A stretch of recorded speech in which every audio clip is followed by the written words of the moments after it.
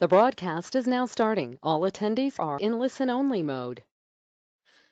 Hello and welcome. Thank you all for joining us today for this special webinar that we are presenting, Strategies for Building Customer Community Across Multiple Outdoor Brands, presented by Ascent 360 and Acoustic. I think something we're all trying to do now, especially, is to communicate authentically. And there's nothing more important in communicating authentically than understanding your customers and properly tailoring your experience and the customer's experience to meet those needs. And one of the things that I'm really excited about is the presenters that we have for today. Ascent 360 partners with mid-market B2C companies to consolidate, cleanse, and enrich your data in a single customer data platform, or CDP, so that you can segment, engage authentically into your prospects and customers, and of course, drive that revenue. And Acoustic helps power some of that engagement. Acoustic is a marketing platform that empowers marketing teams to understand, engage, and measure every step of the customer journey through marketing automation and analytics. Now I'll introduce you to some of our speakers for today. My name is Michael Trapani, and I will be your host for today's webinar, but I'm joined by Scott Buelter, the CEO and President of Ascent 360. Of course, from Johnson Outdoors, we're joined by John Moon, the CIO of Johnson Outdoors, Kristen Allen, marketing consultant in Johnson Outdoors, and Kathy Dutton, who's the marketing manager of Johnson Outdoors. As a quick reminder, some housekeeping for everybody is that all participants will be muted. And we will be recording today's session and we'll be sharing this out to all attendees.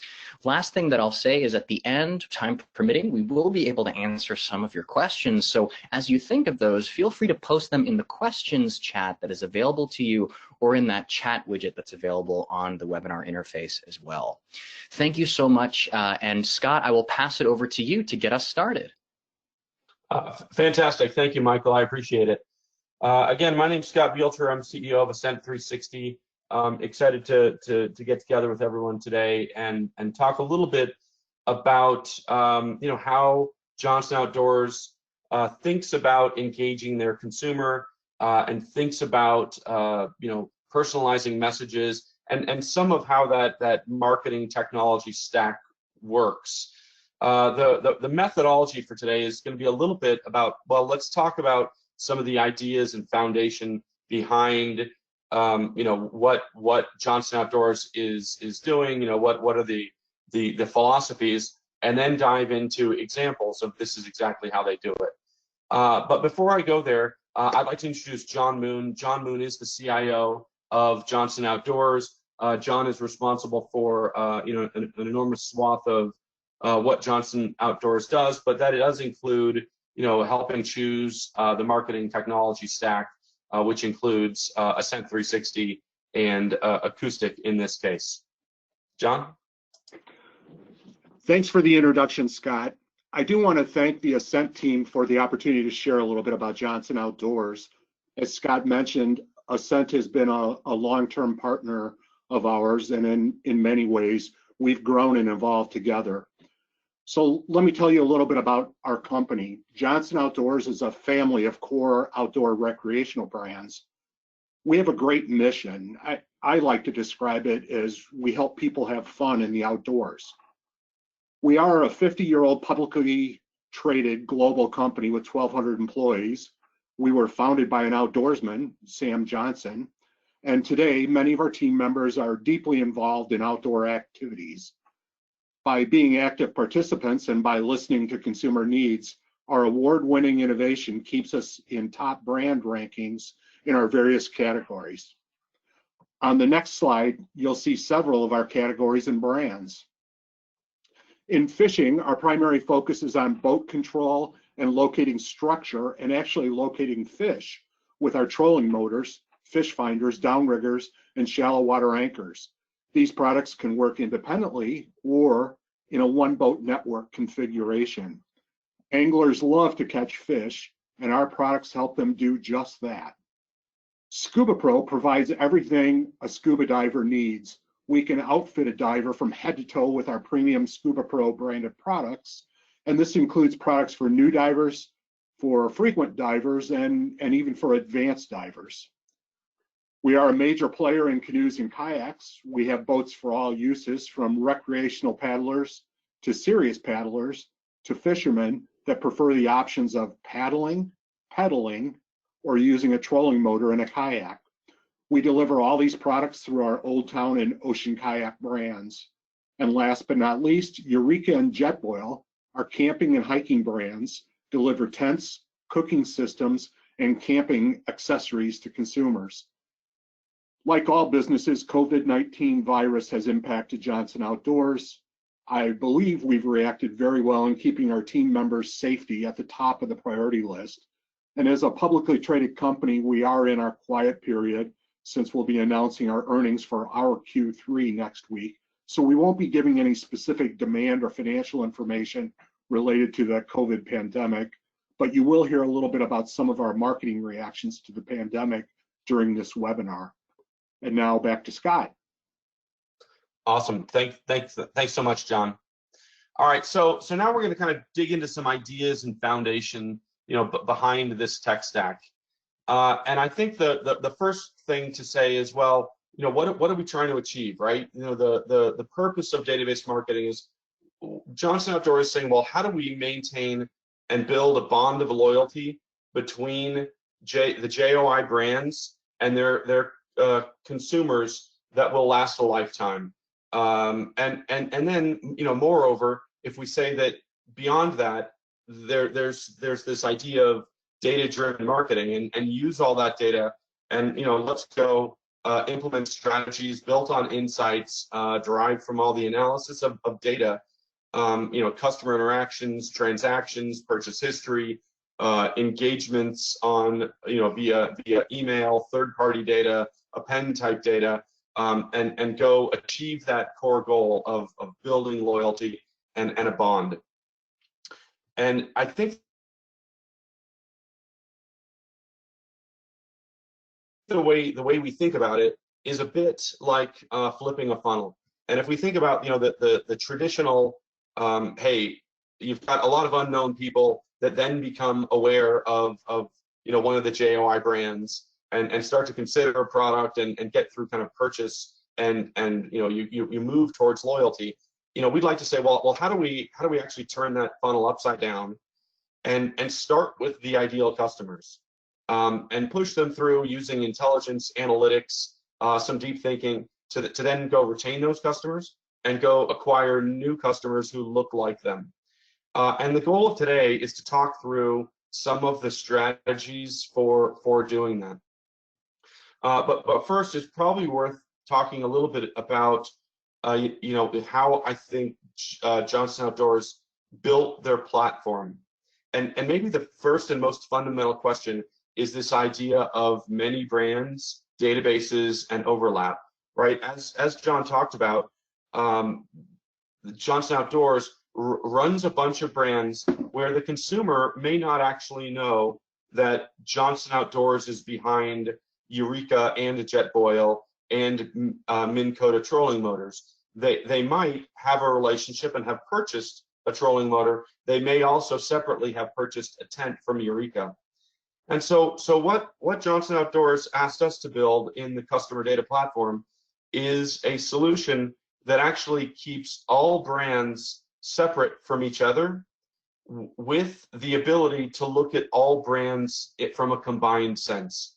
So if I, Scott Buelter, were in the Minn Kota database, I might have my Gmail address, but if I'm in the Eureka database, I might have my Ascent 360 address, and some of my attributes might look a little bit different, but then we also might want to know lifetime spend across the entire portfolio, and the ability to kind of consider models and look-alike audiences across the portfolio. So that's kind of what we think about building the core. I think what now some of the JOI team is going to talk about are these kind of ideas about, well, how do we go acquire new customers? How do we grow? How do we know the customer, right? What are their wants, needs, and desires? How do we communicate with them? And that is different during this pandemic. And Kristen's going to talk a bit about how they've been thinking about communication and it's not necessarily the same as it was prior to the pandemic. And then we're also going to talk a little bit about testing, and that is they're doing some interesting things around testing. So I'm going to go ahead and hand this to Kristen, who can start digging into some of the examples. Thank you very much, Scott. I wanted to talk to the group today a bit about how we at Johnson Outdoors were able to very rapidly pivot. Like all other companies in the US and all other companies worldwide, we had to very rapidly pivot some of our marketing campaigns and strategies as the pandemic first occurred. So the first thing we did was we had to rapidly concentrate on only lifestyle and product content-based types of campaigns, rather than things that were focused on e-commerce or focused on driving our customers to our dealer and retail partners. So the first thing we did was to be able to leverage any of that content that we'd already created on our blogs, but also create quite a bit of new content that customers could really consume during that period in March, April, and early May, when many of them were at home and couldn't enjoy many of the outdoor activities that they frequently enjoy. So that would consider that or describe that as sort of phase one of our COVID-19 response. You can see an example here on the right from Eureka. This was actually our best responding email in all of 2020 thus far, but it was about some epic outdoor documentaries during that time frame when everyone was consuming content on Netflix and at home. This was a nice way for them to be able to plan ahead and dream about their outdoor adventures once they were able to get back outside. But in that second phase, we had to have a lot of ongoing communication with our email subscribers and with our customers about various openings and closings, particularly as they related to our fulfillment centers being open to ship. And so we had ongoing transactional based sorts of email communications just to keep our customers updated with everything as conditions changed in various states and parts of the country. We also, for our camping brands, had monitored parks and campground openings by state, if they were a national park or a state park. It seemed a little bit insensitive to be talking about getting out there and enjoying the great outdoors in places where state parks were all still closed, for instance. So we did monitor that, and we took that into account in some of our communications with our customers. And then finally, as retail outlets started to open back up, as parks and recreational activities started to open back up, we were able to pivot back toward a strategy that included e-commerce and also included driving our customers back to our dealers and retailers as they began to reopen. Got a couple more examples to show that show that as well. Went too far. These are some more of the content and lifestyle-based emails that we produced. For our Jetboil brands, we had one about making that perfect cup of coffee, even from your camp stove or your camping system. We had one around how to utilize and pack your existing product. And finally, for Eureka, we had one highlighting some outdoor treks. As we moved into sort of that next phase, you can see an example here of a very transactional based email that went to our Old Town community that just talked about our shipping opening back up once our fulfillment center in the state of Maine was able to resume shipping. So nothing, sexy there, but it was a way in which we could continue to communicate with those customers and let them know the status of their order. And then finally on the right, we were able to include some of our e-commerce promotions and traditional sorts of communications with customers as we moved into that later May, June, July season. So the Old Town example is kind of interesting because we had a sale in which we offered our customers 10% off, but we also donated an additional percentage to Feeding America's COVID-19 response fund. So that was kind of a hybrid effort and something interesting that we hadn't done before. And then finally on the right, you'll just see an example of promotional types of copy for our Eureka Camping brand. It was also important to not only focus on this sort of customer retention piece during this pandemic, but also to get creative in our email acquisition efforts. And Kathy's going to discuss one of those very unique campaigns. Great, thank you, Kristen. As Scott mentioned earlier, just that notion of continuing to build on the bond of loyalty with our consumers, whether they are new or existing. Specifically in this campaign for our fishing brands, we had both an online digital component, a landing page where we would drive consumers to enter, as well as this in-person acquisition, specifically here at a Bassmaster Classic consumer event. And so in this example that I'll share with you, we used to do hard cards or printed forms when we had in-person events. We would have the consumers fill them out, put them in a bin, and then physically have somebody enter that data either into a spreadsheet or right into the consumer database. And so working with Ascent, we had asked for a more efficient and streamlined solution for collecting consumers' names at this in-person event. Something easy for the consumers, easy for us, and then as both Michael and Scott mentioned earlier, providing a good consumer engagement experience, whether it be online with our landing page or offline, in this case at the consumer event. And Ascent came back with us and proposed an app called iSurvey to capture consumer information at these events. We uploaded those apps onto various iPads. And in this case, as mentioned, it was at a Bassmaster Classic fishing event where we had over 300,000 consumers walk through the doors and got their attention to hopefully stop in our booth and see what we had going on. And so as I mentioned here in this picture, we have iPads on the right. Consumers would stand in line, complete the information in the iPad survey. It was a fun way to finish after they entered. We had a wheel where they spun and won a prize of some sort with our brand logos on. And as mentioned, this at the consumer show, this is our persona. So these are our consumers. And so what we wanted to do is how do we better capture their data to build on that database and market to in the future with new products or new opportunities, whether they already know who our brand is or they're new to our brand. And as you can see here, we had a lot of people standing in line. Again, we had 4 to 5 iPads with the survey. We were able to brand the survey. So it was our logos, our branding, our creative assets that we worked with Ascent to execute. And allowed, the name, email, opt-in, zip code, etc. And then at the end of the survey, we also had the opportunity to ask any survey questions. Since we had them, at a captured experience, what else could we ask them to learn more about them? And then as mentioned, they would complete the survey, spin the wheel, and then walk away hopefully with a good consumer experience, and we would capture their names and put into our database. And then finally, the next screen, you will see examples of what the app looks like. Again, ability for them to add in important information in the entry form, as well as get that consumer information into our database. And our branding, we had called it at the time a triple threat giveaway. Our logos are at the bottom. And those survey questions there at the right as an example.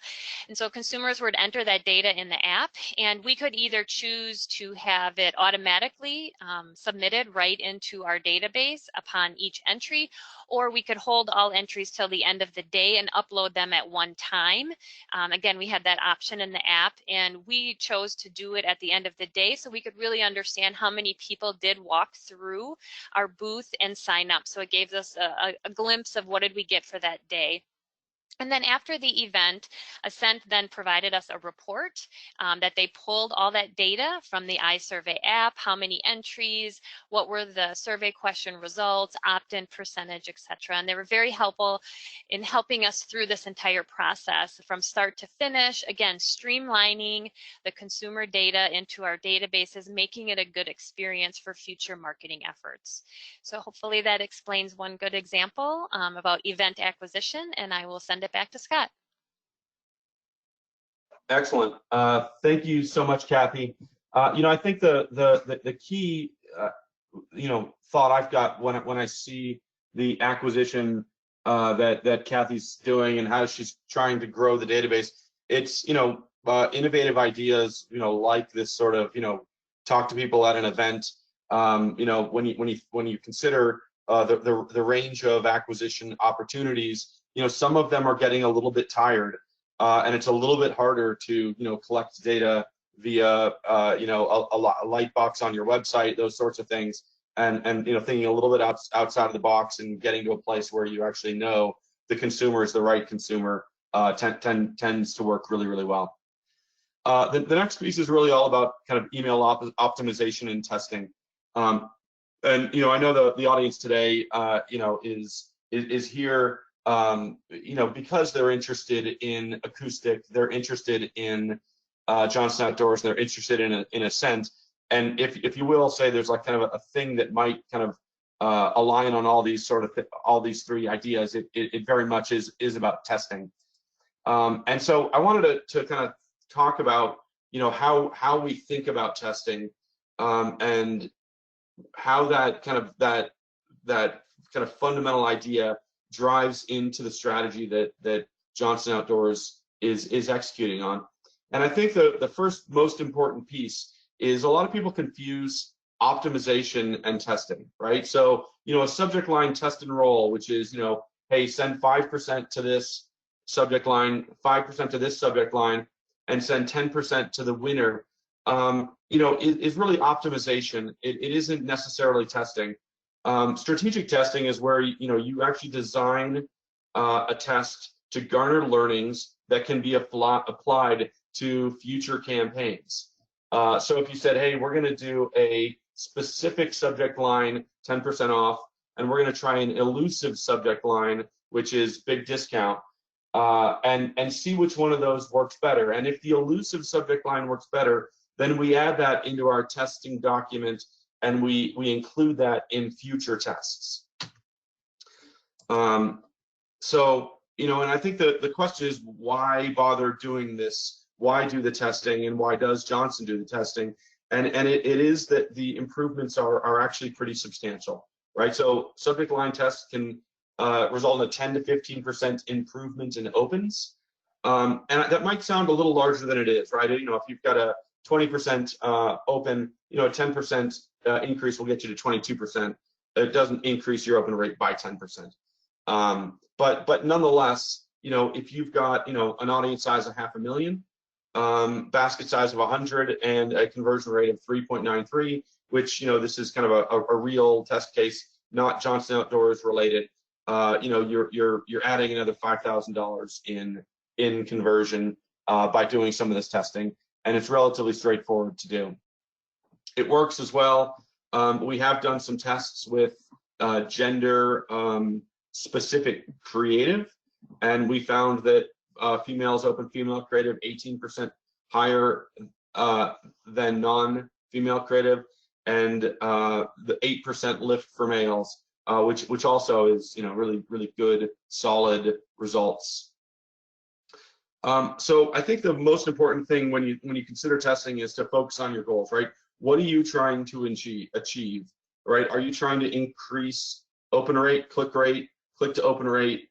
Is it a conversion question? Are you trying to mitigate churn, or are you trying to reduce your unsubscribe rate? And you probably want to know that before you walk into this. And I'm not going to talk about all these, and I'll go relatively quickly. But if you're trying to improve the open rate, right, you're not going to do that. You're not going to do that with content, right? You're going to do that with subject line test rolls and choosing a champion and challenger for triggered messages. And that is, build your champion, test a challenger against it, and keep testing challenges until you can beat that champion and turn that then into a champion. And then, systematic subject line component testing, right? Should you include name personalization, those sorts of things? If it works, then go execute on that. Thinking about the click-through rate, right? This is no longer the subject line anymore, but it is very much around call to action, layout, and I'd like to mostly include personalized content here. So if you think about, well, if we do in fact know because you've got this data in a database, if you know the tastes and preferences of your consumer, if you know that they are, someone that is mature, silver-haired, rather than 22, and you can start to personalize the creative, personalize the content, personalize the offer to those individuals. We know that the click rate will improve, and I would suggest starting with probably the call to action, but moving to personalized content if you can. And then just consider it a process, right? And that is, it isn't something you do once and walk away from, right? Not all your tests will drive significant value. Some will, some won't do what you want them to do. But you will find that, the remaining 50 to 60% has an impact, and it should be cumulative, right? If you find that your audience really does, like personalized subject lines, add that to your learnings, do it, and then add other tests on top of that over time. Finally, just look at your, before I hand this back to Kristen to dig into the examples that John Southstorm is using, is, use a process, right? Brainstorm your tests, decide which ones you want to do, make a testing calendar, make the plan, and know what you're trying to achieve, right? What is the KPI? Measure the results, implement that, add it to your test plan document, and move on. All right, so Kristen, I'll hand it back over to you to dig back into some of the things you guys are testing with. Okay, thank you, Scott. Here at Johnson Outdoors, we really are taking a more strategic approach to our testing. And what we're really trying to focus on is the ability to take test results from one brand and being able to leverage that across our multiple outdoor brands. So we're taking those learnings, we're sharing them. We have a testing process in place with which to share test results. And I wanted to review a few of those for the audience today. One of the things we tested in several instances across several of our brands are the use of emojis in the subject line. And we have some really fun and attractive ones actually in the outdoor recreation space. But what we've found is that this really does not impact open rates significantly. It has no significant impact. So every single time we tested it, it was relatively flat. So I do believe, maybe 2 to 5 years ago, when the emojis were not as prevalent and it was newer, that they may have stood out a bit more in the inbox, but we're just not seeing that as much recently. And so we've continued to include them strategically where it makes sense with the rest of the content and it adds value to the subject line content. But it did not have an appreciable impact on open rates. We also tested when we are doing an online e-commerce campaign. We've tested a content sort of based subject line versus one that's really promotional, save 25%. We're always trying to make sure that within the content-based subject line and really with all of our communications to the customer, that it's within that brand voice. For instance, Eureka is a brand that really likes to focus on the fun. And so the subject lines tend to be a little bit more fun, engaging, lighthearted. But we did test across multiple brands a promotional based versus a content based subject line. And basically we found something kind of interesting. It depends is the answer on whether or not the incentive was rich enough. So things that were a 25% off or 40% off select items or free gifts with purchase types of promotional subject lines tended to increase open rates over a content-based subject line. But if the incentive was not as rich, our customers responded better and more effectively to the content-based subject line, something like paddling gifts for the whole family. So you can see here just 3 examples of those types of subject line tests. The winners are indicated in green. Oops.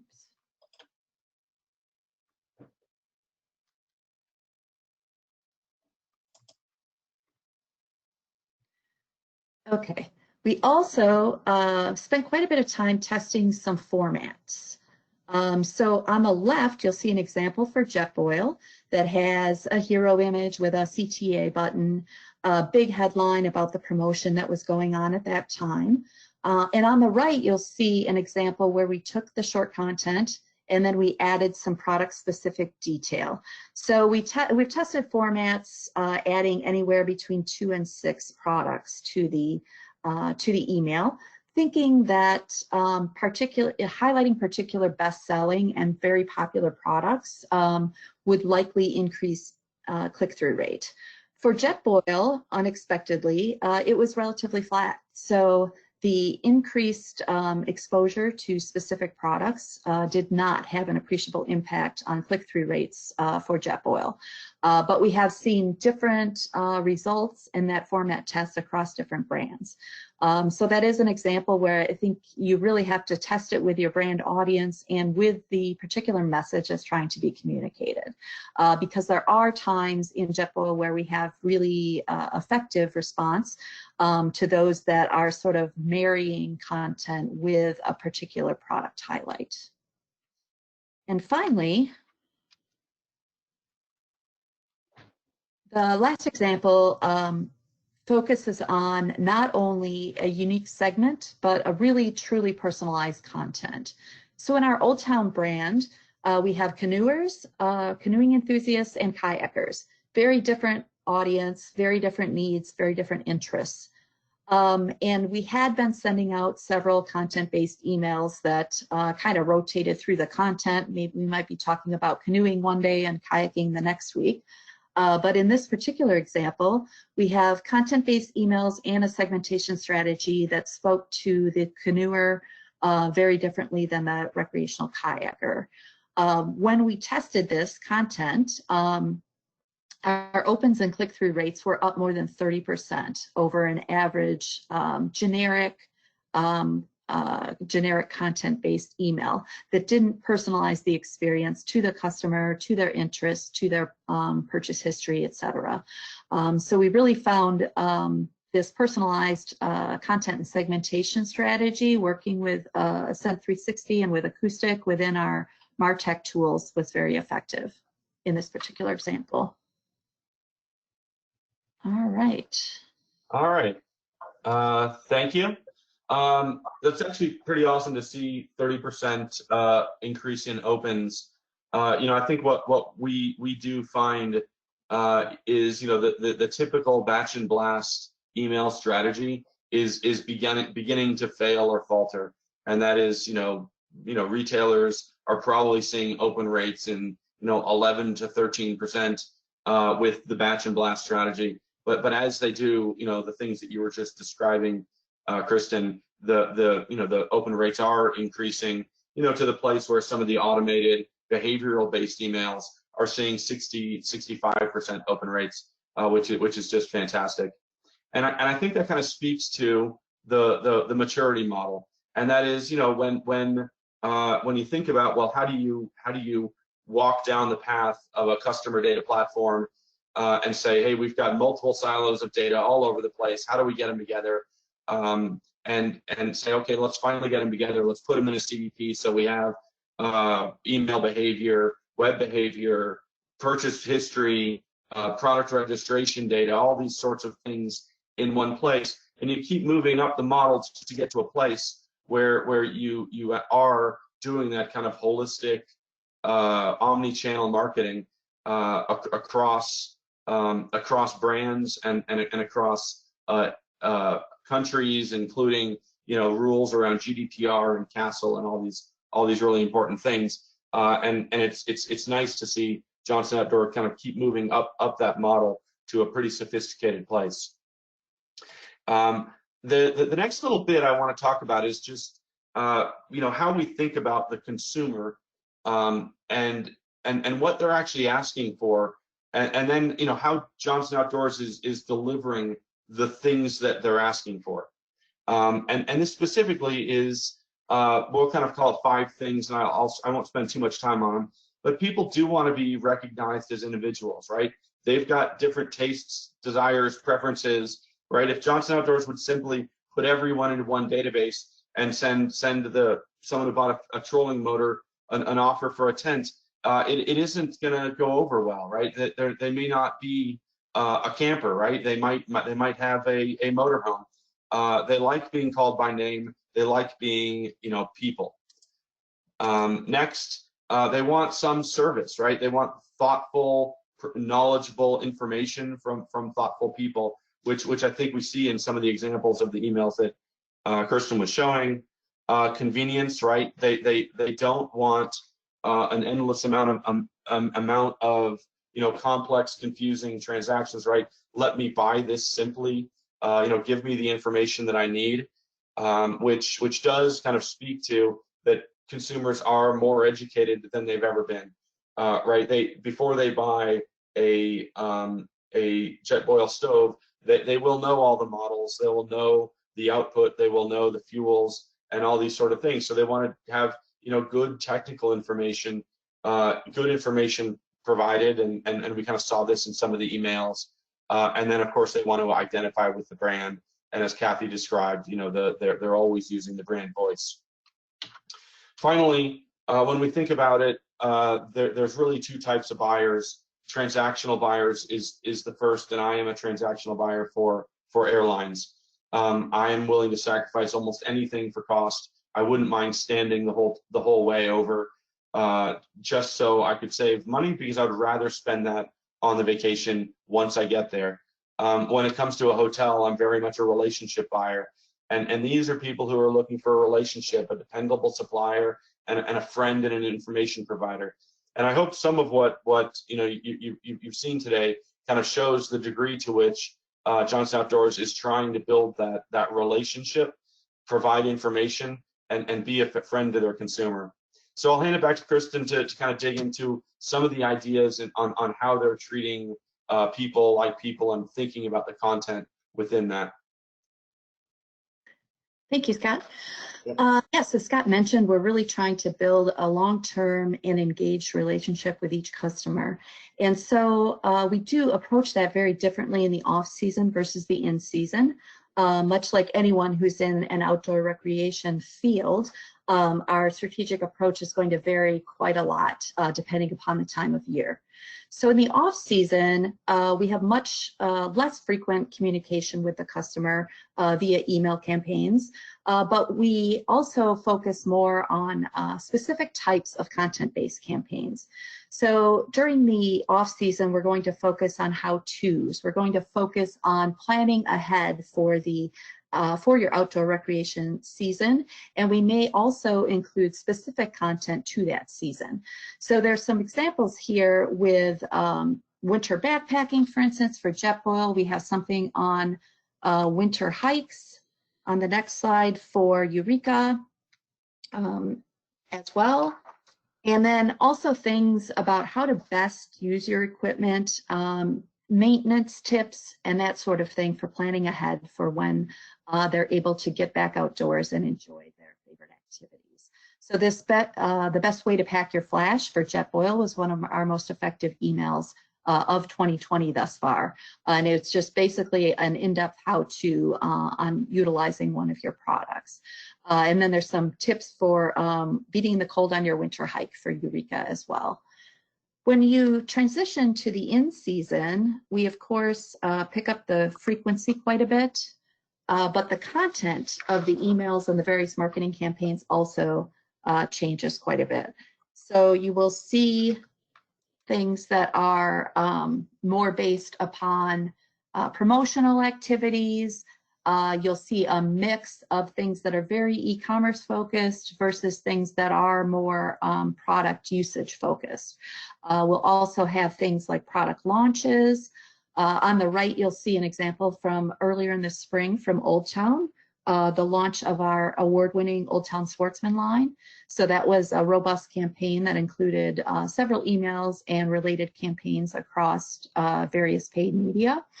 And the frequency, of course, is going to increase quite a bit in the in-season. But we're able to take advantage of having built that relationship in the off-season with the customer and giving them the type of content that they were seeking at that time to really keep them engaged and interested in the brand when they get to the season in which they can really take advantage of all of their supplies and equipment. Awesome. Thanks so much, Kristen.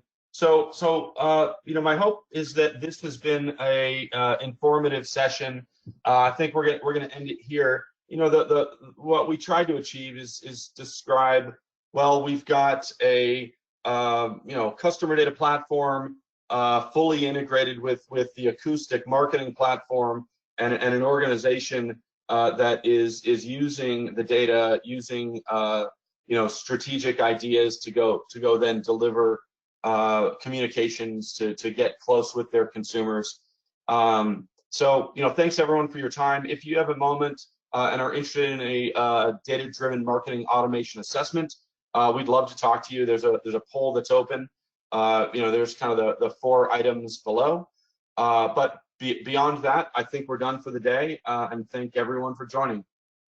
Thank you, Scott, and thank you from the folks at Johnson Outdoors. We're getting some really good questions, so I want to make sure that we have time to answer some of those that are coming in, because I think they can actually extend the conversation that we're having here during the primary set of content.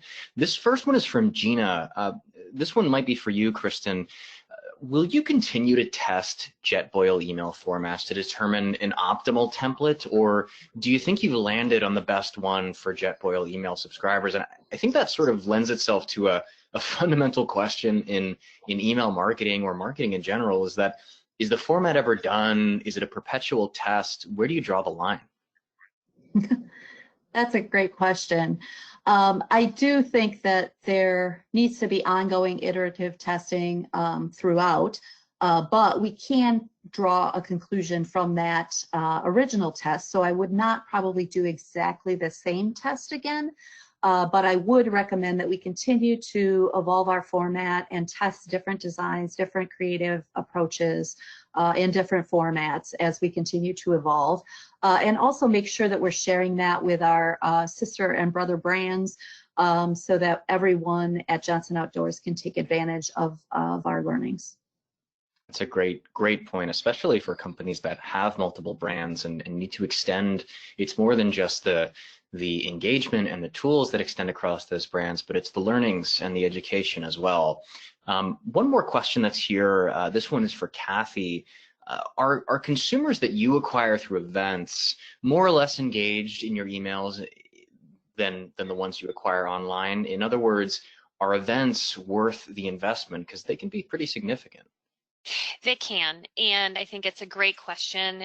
We will be attending either way. So we have attended the Bassmaster Classic consumer events for years, and probably the last 3 or 4 years we've done a good job from a consumer data initiative collecting those names, right? They're already coming through our booth talking about our products. And are we seeing a lift on those consumers? Definitely, yes. Those are the ones who they do want to learn more about our products. They do want the emails about promotions. The open rates are better.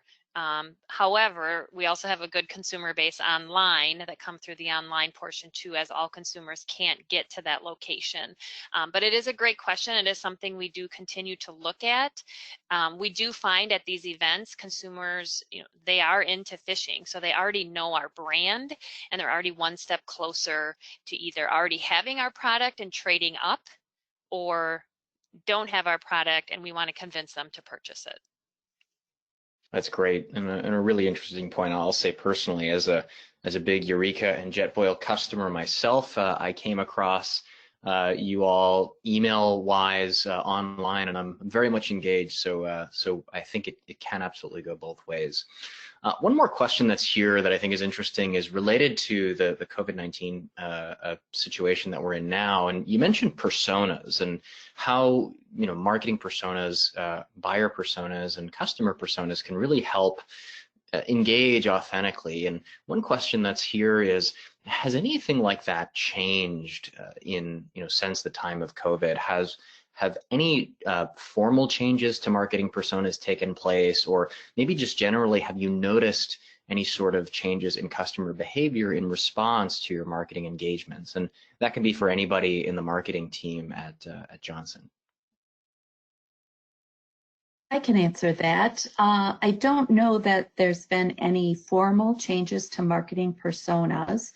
I do believe that it was very important to us at Johnson Outdoors to communicate with our customers in an authentic voice and not be insensitive to their situation at that time, whether or not they could actually enjoy those outdoor activities at that time.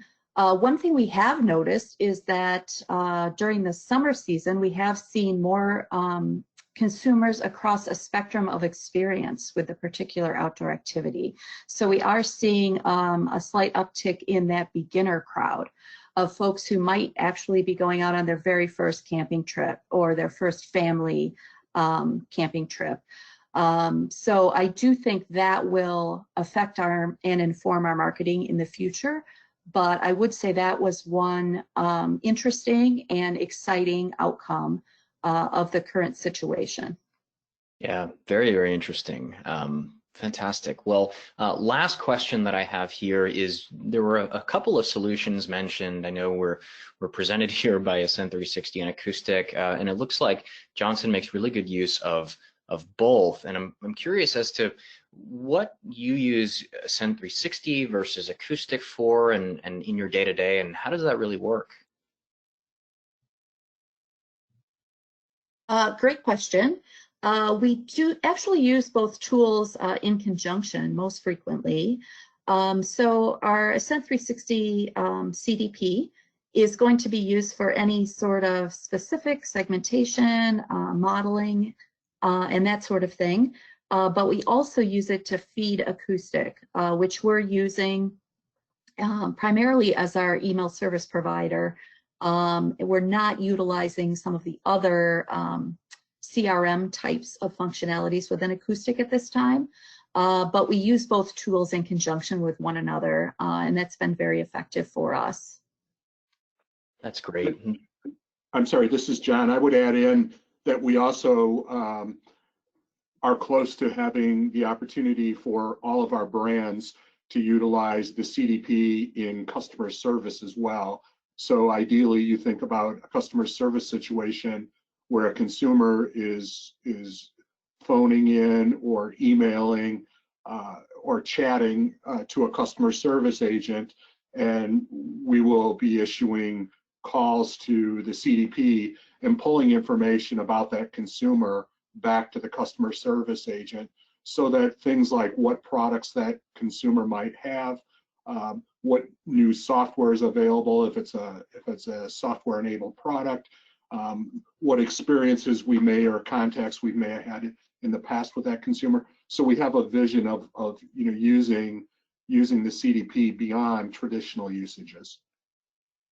That's really interesting, and I think it's a great point, John, to point out is that customer engagement, creating communities, whether it's marketing, it's more than just the channels that you use to engage with customers outbound. You also have to look at things that you would be non-traditionally think of marketing, like customer service, and having a complete understanding of that customer, regardless of the channel that they engage with you as a customer, is really important. And because ultimately the end customer thinks of your brand as one brand, and it sort of doesn't matter to them if the systems or the teams are separate. So that's a really sort of forward-looking approach to the way that Johnson Outdoors does customer engagement and creates those communities.